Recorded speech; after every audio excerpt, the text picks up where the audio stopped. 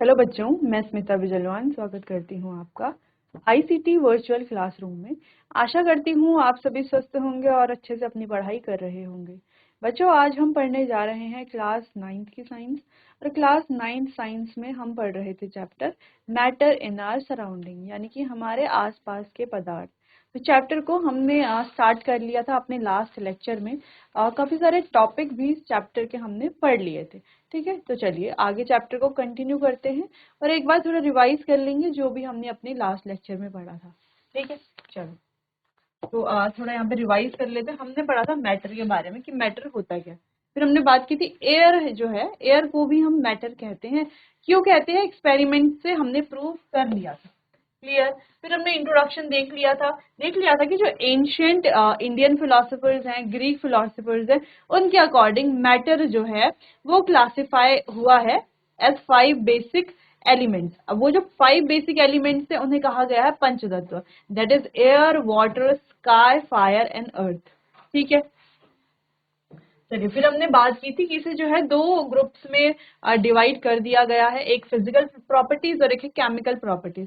अगर हम देखें फिजिकल प्रॉपर्टीज के आधार पर ये है 3 प्रकार के, सॉलिड, लिक्विड एंड गैस, यानी कि ठोस, द्रव और गैसीय। अगर केमिकल प्रॉपर्टी के बेस पर देखें तो ये है एलिमेंट, कंपाउंड एंड मिक्सचर्स। ठीक है, तो मिक्सचर्स मैटर क्या, प्योर सब्सटेंस और मिक्सचर। प्योर सब्सटेंस में एलिमेंट और कंपाउंड आ जाते हैं, मिक्सचर्स में हमारे होमोजेनस और हेट्रोजेनस मिक्सचर्स आ जाते हैं। क्लियर है इतना? चलिए, और फिर हमने देख लिया था कि मैटर जो है वो स्मॉल पार्टिकल से मिलकर के बनते हैं। अब ये जो पार्टिकल्स हैं ये इतने टाइनी होते हैं, इतने छोटे होते हैं कि इन्हें जो है हम इंडिविजुअली नेकेड आईज से नहीं देख सकते हैं। क्लियर है?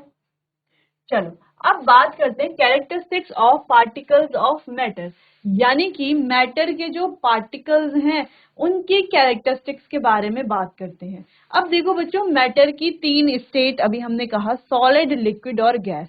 ठीक है, अब ये सॉलिड लिक्विड कैसे है, सॉलिड कैसे है, गैस कैसी है, ये डिपेंड करता है उनके पार्टिकल्स में। ठीक है, पार्टिकल्स की जैसे कैरेक्टरिस्टिक्स होगी वैसे ही मैटर बनेगा।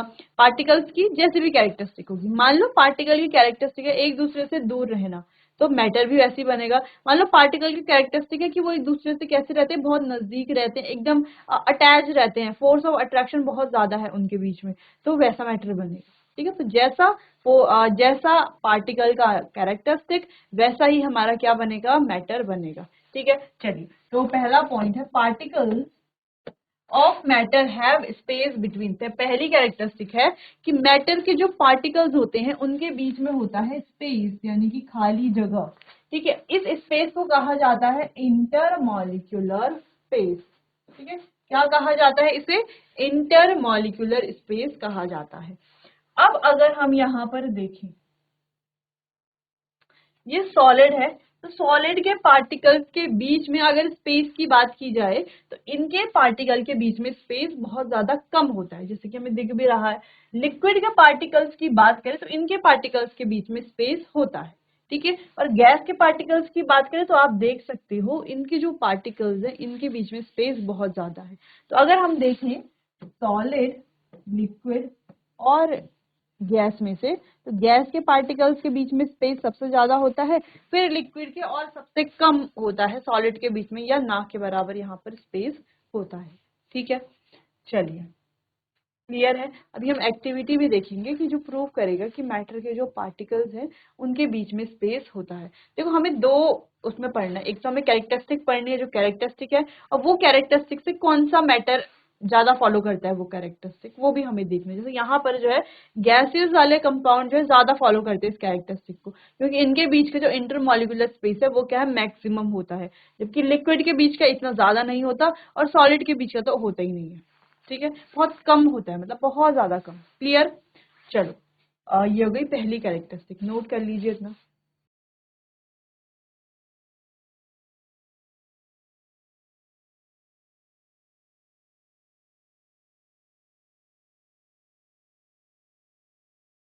चलिए आगे बढ़ते हैं। अगला है, यहाँ पर देखो particles of matter have space, तो मैटर के पार्टिकल्स में स्पेस होते हैं, इसको हम एक एक्सपेरिमेंट से यहाँ पे समझते हैं। ठीक है, एक्सपेरिमेंट में हमें करना क्या है, हमें लेना है यहाँ पर एक बीकर, बीकर को फिल कर देना है वाटर से। अब इस बीकर में हमें डालना है 2 स्पून शुगर या सॉल्ट। ठीक है, तो आपको क्या करना है, इसमें शुगर डाल देना है। ठीक है, तो यहाँ पर वाटर तो था ही, आपने क्या डाल दिया, यहाँ पर डाल दी शुगर या सॉल्ट। सॉल्ट भी आप ले सकते हो, शुगर डाल लो या सॉल्ट डाल लो। ठीक है, अब इसको आपको क्या करना है, किसी चम्मच की मदद से आपको क्या करना है, इसको ऐसे घोल लेना है। ठीक है, घोल लेना है। तब तक घोलना है जब तक जो शुगर है या सॉल्ट है वो पानी में पूरा क्या नहीं हो जाता, घुल नहीं जाता। ठीक है, अब आप क्या देखोगे कि पानी का जो पहले लेवल था वो इतना है, और जब हमने शुगर डाला, शुगर डालने के बाद जब हमने इसको चेक किया, अभी भी इसका जो लेवल है उतना ही था, यानी कि पानी जितना पहले था अभी भी उतना ही है। जब हमने पानी में कुछ चीज डाली है तो पानी को क्या होना चाहिए, इसका लेवल जो है वो बढ़ना चाहिए। बढ़ना चाहिए, बिल्कुल बढ़ना चाहिए, क्योंकि हमने इसमें कुछ चीज डाली है। ठीक है, तो जैसे हम शुगर सॉल्ट डालते हैं तो ये पानी है, तभी भी उतना ही इसका लेवल होता है। तो ऐसा क्यों होता है, इसको थोड़ा सा समझते हैं। तो ऐसा इसीलिए होता है कि पहले जितना था उतना ही अभी भी है, वो इसीलिए है क्योंकि ये जो वाटर है, वाटर के जो पार्टिकल्स हैं, वाटर के पार्टिकल्स के बीच में क्या होता है, स्पेस होता है। क्या होता है, स्पेस होता है। अब जो भी सॉल्ट या शुगर हम इसमें डालते हैं वो जा करके इन स्पेस के बीच में चली जाती है। वो सॉल्ट शुगर कहाँ चली जाती है, इन स्पेस के बीच में चली जाती है, जिससे कि यहाँ पर ये जो है, इसका जो हम कह सकते हैं लेवल जो है पानी का वो सेम रहता है। ठीक है, क्योंकि इसके अंदर खाली जगह है, इसीलिए इसका वॉल्यूम क्या है, सॉरी, इसका जो लेवल है वो क्या रहेगा, सेम रहेगा, इसलिए ये इंक्रीज नहीं होगा। क्लियर है, क्यों नहीं होगा, क्योंकि जो शुगर है वो कहाँ चले गए, इसके जो पार्टिकल्स के बीच में खाली जगह थी वहां चले गए। तो क्या हमेशा कभी भी इंक्रीज नहीं होगा कि चाहे हम इसमें 10 चम्मच चीनी के डाल दें, नहीं, ऐसा नहीं होगा, क्योंकि वो जो पार्टिकल्स हैं, पार्टिकल्स में क्या है, पार्टिकल्स के बीच में है स्पेस। तो 1 चम्मच या 2 चम्मच डालेंगे जब हम चीनी, तो वो क्या करेगा, इन स्पेस को घेरना शुरू कर देगी चीनी। ठीक है, लेकिन एक टाइम ऐसा आएगा जब जो जितने भी शुगर पार्टिकल्स हैं वो सारा स्पेस को क्या कर लेंगे, घेर लेंगे। फिर अगर हम उसमें फिर और भी चीनी हम डालने लगते हैं तो क्या होगा, वो चीनी एज इट इज रहेगी, फिर लेवल जो है वो बढ़ना शुरू होगा। ठीक है, और अगर हम इसमें पानी भी ऐड करते हैं तो फिर पानी डाल करके जो लेवल है वो उतना ही रहेगा, फिर चीनी जो है उसमें अगेन घुलने लग जाएगी, क्योंकि और ज्यादा एम्प्टी स्पेसेस आ जाएंगे। क्लियर है, तो ये समझ में आया कि पानी का लेवल बढ़ क्यों नहीं रहा जब इसमें सॉल्ट या शुगर डाला जा रहा है, क्योंकि ये क्या करते हैं, पानी के जो पार्टिकल्स है उनके बीच का जो एम्प्टी स्पेस है उसको ऑक्यूपाई करते हैं। क्लियर, चलो, तो वही यहाँ पर लिखा गया है, when we dissolve sugar or salt in a water it disappears and level of water remains same। तो ये क्या हो जाती है, डिसअपियर हो जाती है, घुल जाती है ना, गायब हो जाती है। गायब क्यों होती है, क्योंकि ये घुल जाती है अच्छे से। तो where did the sugar salt go, तो शुगर और सॉल्ट गया कहाँ, तो हुआ ये कि पार्टिकल्स के बीच में थे स्पेस, स्पेस में चले गए शुगर के पार्टिकल्स और वो उसमें अच्छे से डिसॉल्व हो गई। ठीक है, तो the level of water remain same, water का जो लेवल है वो सेम रहा, क्योंकि शुगर पार्टिकल्स कहाँ चले गए, space, into the space between water molecules, water molecule के बीच में जो स्पेस है वहां शुगर के पार्टिकल्स चले गए। Therefore the level of water remains same, इस वजह से वाटर का जो लेवल है वो क्या रहता है, सेम रहता है। क्लियर हो गया है इतना, चलो। अच्छा, क्या हमेशा इतना ही रहेगा, मान लो इतना हमने वाटर लिया, इसमें 2 चम्मच डाल दिए तो 2 चम्मच ने पूरे स्पेस को घेर लिया। अब और चीनी डालेंगे तो क्या होगा, अब और चीनी डालेंगे लेकिन अब स्पेस तो फुल हो गया, तो चीनी एज इट इज रहेगी, फिर इसका लेवल बढ़ेगा। ठीक है, क्लियर है, चलिए नोट कर। अच्छा, क्या हम इसे वापस से इस लेवल को क्या कर सकते हैं, कम कर सकते हैं, तो देखो हम इसको टेम्परेचर को बढ़ा करके सॉल्युबिलिटी को बढ़ा सकते हैं। अब ये क्या है इसको हम आगे देखेंगे। ठीक है, फिलहाल आपको एक आइडिया दे दिया है। चलो, इतना आप नोट कर लीजिए, फिर आगे बढ़ते हैं।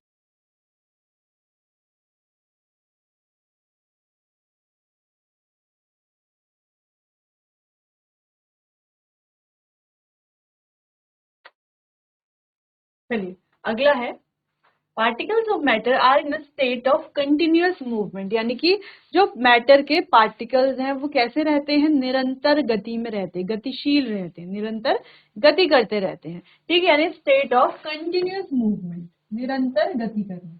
ठीक है, This suggests that they possess some energy called kinetic energy. ये इससे हमें ये समझ में आता है कि इनके पास कुछ एनर्जी है, तभी तो ये मूव कर रहे हैं ना। एनर्जी नहीं है तो मूव कैसे करेंगे? तो मूव कर रहे हैं, तो किसकी वजह से कर रहे हैं? काइनेटिक एनर्जी की वजह से। ठीक है, जो मूव करने के लिए जो एनर्जी चाहिए होती है उसे काइनेटिक एनर्जी कहते हैं। ठीक है, all the as the temperature rises, जैसे ही तापमान बढ़ता है काइनेटिक एनर्जी भी पार्टिकल्स की क्या होती रहती है? इंक्रीज होती रहती है। Hence the particle moves faster, और जो पार्टिकल्स हैं वो भी क्या करते रहते हैं? बहुत तेजी से मूव करते रहते हैं।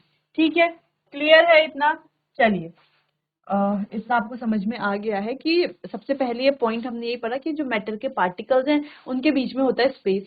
दूसरा पॉइंट ये है कि जो मैटर के पार्टिकल्स हैं वो कैसे होते हैं? कंटिन्यूअस मूवमेंट में रहते हैं, यानी कि निरंतर गतिशील रहते हैं।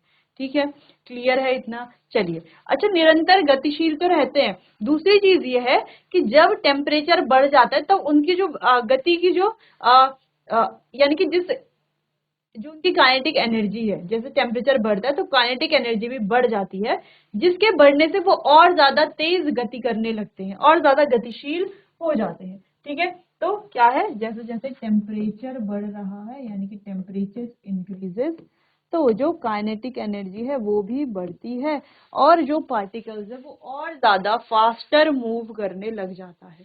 क्लियर है इतना? चलो, नोट कर लीजिए आप इसे।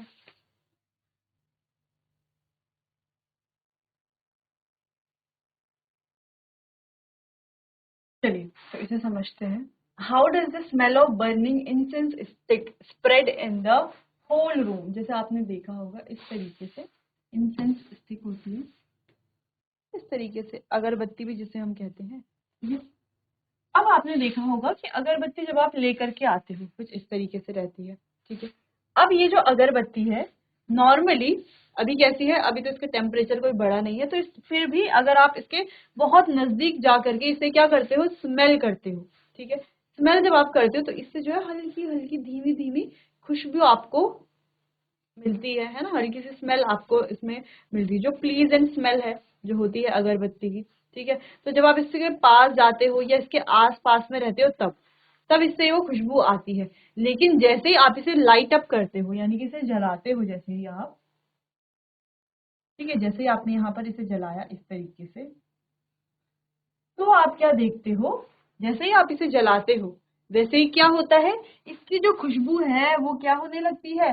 पूरे रूम में हर जगह क्या होने लगती है? फैलने लगती है इसकी खुशबू। क्यों फैलने लगती है? जो कि हमने अभी पॉइंट पढ़ा कि जैसे ही टेम्परेचर बढ़ता है पार्टिकल्स की काइनेटिक एनर्जी, ठीक है, पार्टिकल्स की काइनेटिक एनर्जी भी बढ़ती है, जिससे कि पार्टिकल्स क्या करते हैं? मूव करते हैं। तो जो जो इंसेंस स्टिक थी, जो बिना टेम्परेचर के, जिससे हल्की हल्की खुशबू आ रही थी, बहुत पास जाकर के स्मेल हमें लेनी पड़ रही थी, उसे ही जब हम क्या कर लेते हैं? आग जला करके इसका टेम्परेचर बढ़ जाता है, तो उसके पार्टिकल्स क्या करते हैं? बहुत तेज गति से मूव करते हैं। सिर्फ एक रूम में ही क्या, पूरे घर में जो है इसकी खुशबू आने लगती है। क्लियर है? समझ में आ गया? वैसे आपने देखा होगा कि जब आप खाना पकाते हो, ठीक है, मान लो कोई खाना हमने पकाया, ठीक है, अब वो खाने को पका करके हमने क्या कर लिया? फ्रिज में रख दिया।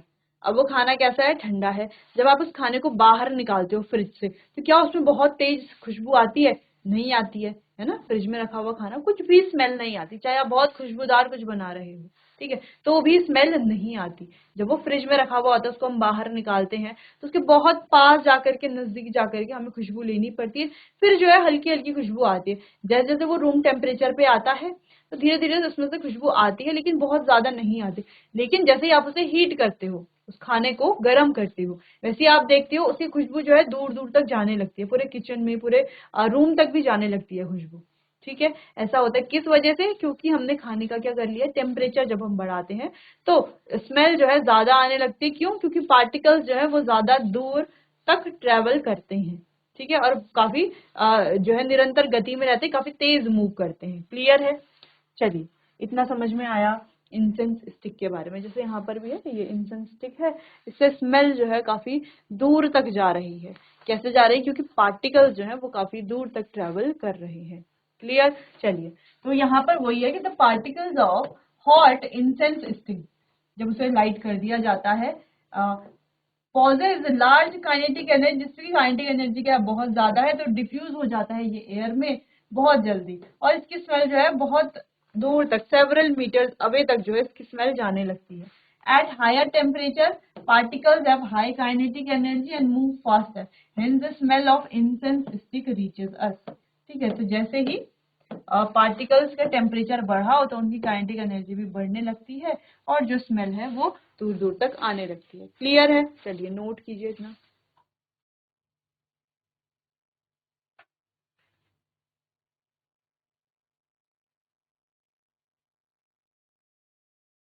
चलिए आगे बढ़ते हैं। अगला है characteristics of particle. Next characteristic है force of attraction exist between the particle, that is known as intermolecular force of attraction. तो पार्टिकल्स के बीच में फोर्स ऑफ अट्रैक्शन भी होता है जिसे हम कहते हैं इंटरमॉलिक्यूलर फोर्स ऑफ अट्रैक्शन। ये फोर्स क्या करती है? ये पार्टिकल्स को एक साथ बांधे रखती है, ये एक साथ जोड़े रखती है। The strength of this force varies from one kind of matter to another. तो ये जो स्ट्रेंथ है, ये जो फोर्स की जो स्ट्रेंथ है, ये क्या करती है? वेरी करती है एक मैटर से दूसरे मैटर तक। जैसे अगर हम कहें गैस के जो पार्टिकल्स है उनके बीच में जो फोर्स ऑफ अट्रैक्शन है वो ना के बराबर है, बहुत कम है। ठीक है, जो लिक्विड है उनके बीच में जो फोर्स ऑफ अट्रैक्शन है वो है, थोड़ा बहुत है फोर्स ऑफ अट्रैक्शन, और जो सॉलिड है उनके पार्टिकल्स के बीच में ये इंटरमॉलिक्यूलर फोर्स ऑफ अट्रैक्शन क्या है? बहुत ज्यादा है, जिस वजह से वो अपने एक परफेक्टली शेप में रहते हैं। जैसे ये जो है अगर हम इस मार्कर की बात करें तो ये एक परफेक्ट शेप में है, बिल्कुल है। वहीं अगर हम पानी की बात करें तो क्या पानी का परफेक्ट शेप है? नहीं, परफेक्ट शेप तो नहीं है, लेकिन वो जुड़े हुए रहते हैं। वहीं अगर हम गैस की बात करें तो ये कैसी है? गैस जो है उसके पार्टिकल्स क्या करते हैं? काफी दूर रहते हैं एक दूसरे से, जिस वजह से इनके बीच का जो इंटरमॉलिक्यूलर फोर्स ऑफ अट्रैक्शन है वो बहुत ज्यादा कम है। ठीक है, चलिए अगर हम यहाँ पर बात करें ऑर्डर की, ठीक है, तो सॉलिड, लिक्विड और गैस में से फोर्स ऑफ अट्रैक्शन सबसे ज्यादा सॉलिड में, फिर लिक्विड में, और सबसे कम और ना के बराबर जो है फोर्स ऑफ अट्रैक्शन होता है गैस के पार्टिकल्स में। तो आपने देखा होगा सॉलिड के जो पार्टिकल्स होते हैं वो कैसे होते हैं? आपस में जुड़े हुए होते हैं। जैसे अगर हमने बात की एक कील की बात करते हैं, ठीक है, ये क्या रही? कील। तो सॉलिड, ये भी क्या है? एक सॉलिड है। इसके जो पार्टिकल्स है आपस में जुड़े हुए हैं, बहुत कैसे? बहुत ज्यादा स्ट्रॉन्ग फोर्स ऑफ अट्रैक्शन से, या हम कहें इंटरमॉलिक्यूलर फोर्स ऑफ अट्रैक्शन से, जिससे कि इसे तोड़ना क्या हो जाता है? मुश्किल हो जाता है। इसे हम कैसे तोड़ेंगे? बहुत ज्यादा फोर्स हमें देनी पड़ेगी। जैसे ये मार्कर है, तो क्या हम इसे तोड़ सकते हैं? क्या नहीं तोड़ सकते, क्योंकि इसके पार्टिकल्स के बीच में जो फोर्स ऑफ अट्रैक्शन है वो बहुत ज्यादा है। हमें क्या करना पड़ेगा? फोर्स लगानी पड़ेगी तो हम इसे तोड़ सकते हैं। बहुत ज्यादा फोर्स लगानी पड़ेगी जिससे कि अंदर के जो फोर्स ऑफ अट्रैक्शन वाले जो पार्टिकल्स हैं जिनके बीच में फोर्स ऑफ अट्रैक्शन है वो कम हो जाएगा, फिर हम इसे तोड़ सकते हैं। क्लियर है इतना? तो जैसे ये लोहे की कील, तो हम इसे बहुत आसानी से नहीं तोड़ सकते, मैं तो नहीं तोड़ सकती, क्योंकि इनके पार्टिकल्स के बीच में जो इंटरमॉलिक्यूलर फोर्स ऑफ अट्रैक्शन है वो क्या है? बहुत ज्यादा है। ठीक है, तो सॉलिड्स में जो फोर्स ऑफ अट्रैक्शन है बहुत ज्यादा होती है। ठीक है, तो दो केसेस आप यहाँ पर पढ़ेंगे। एक चॉक की स्टिक आपने देखी होगी, इस तरीके से होती है चॉक स्टिक। अब क्या होता है? ये है आयरन नेल, ये है चॉक। अब आप देखो दोनों ही क्या है? सॉलिड है, तो दोनों में ही फोर्स ऑफ अट्रैक्शन ज्यादा होना चाहिए। लेकिन आप देखते हो चॉक के जो पार्टिकल्स हैं उनके बीच में फोर्स ऑफ अट्रैक्शन तो है, जिस वजह से इन्होंने अपना एक शेप बनाया हुआ है, एक दूसरे से जुड़े हुए हैं। ठीक है, लेकिन जैसे हम लिखना शुरू करते हैं या आसानी से इसे क्या कर सकते हैं? चौक को तोड़ सकते हैं, आसानी से इसके पार्टिकल्स क्या होते हैं? दूर हो जाते हैं। इसका मतलब ये नहीं है कि यहाँ पर फोर्स ऑफ अट्रैक्शन नहीं है, फोर्स ऑफ अट्रैक्शन दोनों में है, लेकिन यहाँ पर फोर्स ऑफ अट्रैक्शन ज्यादा है, यहाँ पर फोर्स ऑफ अट्रैक्शन उतनी ज्यादा नहीं है। क्लियर हो गया ये केस? चलिए, तो तीसरी जो कैरेक्टरिस्टिक थी वो भी हमने पढ़ ली कि पार्टिकल्स के बीच में जो फोर्स ऑफ अट्रैक्शन है या इंटरमॉलिक्यूलर फोर्स ऑफ अट्रैक्शन है वो भी होता है। क्लियर है? चलिए नोट कीजिए इतना।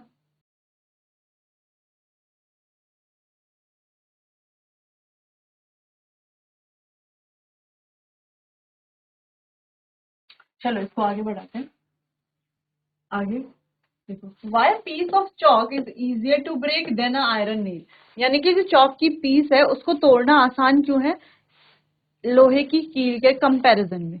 ठीक है, क्यों? क्योंकि लोहे की कील जो उसके बीच में उसके पार्टिकल्स जो है उनके बीच में जो फोर्स ऑफ अट्रैक्शन है वो बहुत ज्यादा है, और चॉक के पार्टिकल्स जो है उनके बीच के जो फोर्स ऑफ अट्रैक्शन उतना ज्यादा नहीं है, इसीलिए चॉक को तोड़ना इजी है और आयरन नेल को तोड़ना मुश्किल है ना। जैसे हमने कहा दो फ्रेंड है, ठीक है, ये एक पेयर है, दो फ्रेंड ये है और दो फ्रेंड ये है। हमने कहा कि ए बी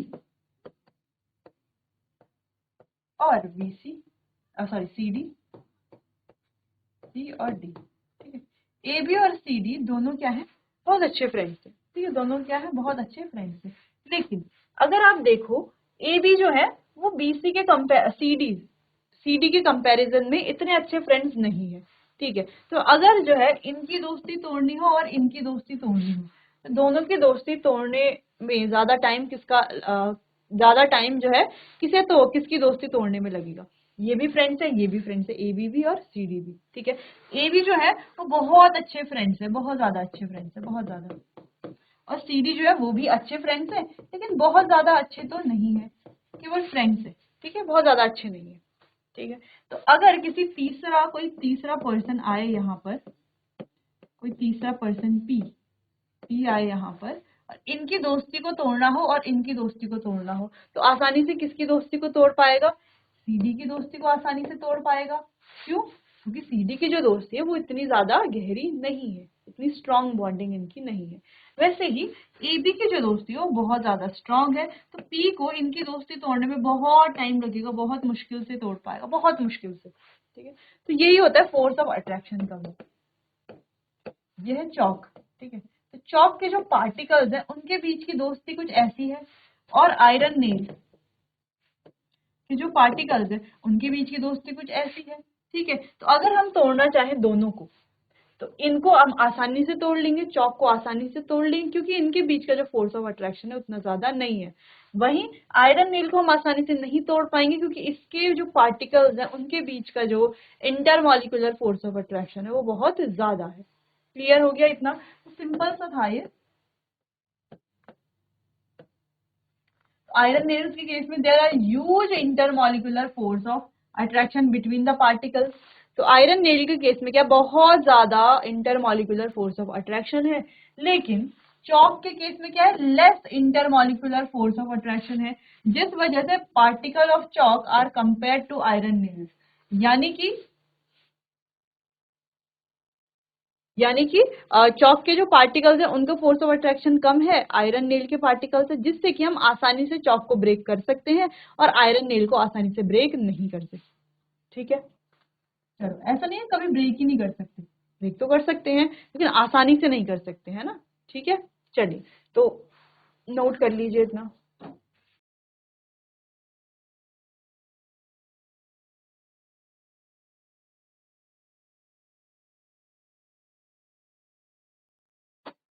चलिए बच्चों, तो आज हमने मैटर के जो पार्टिकल्स हैं उनकी कैरेक्टरिस्टिक्स के बारे में बात की। तो कुछ कैरेक्टरिस्टिक्स हमने देखे, जैसे मैटर के जो पार्टिकल्स हैं उनके बीच में स्पेस होता है, वो निरंतर गति में होते हैं, उनके बीच में फोर्स ऑफ अट्रैक्शन होता है। बाकी कुछ और कैरेक्टरिस्टिक्स हैं जिनको हम डिस्कस करेंगे अपने आने वाले अगले सेशन में। तो चलिए बच्चों, आज के लिए बस इतना ही, मिलते हैं अपने आने वाले अगले सेशन में। तब तक के लिए आपका बहुत बहुत धन्यवाद।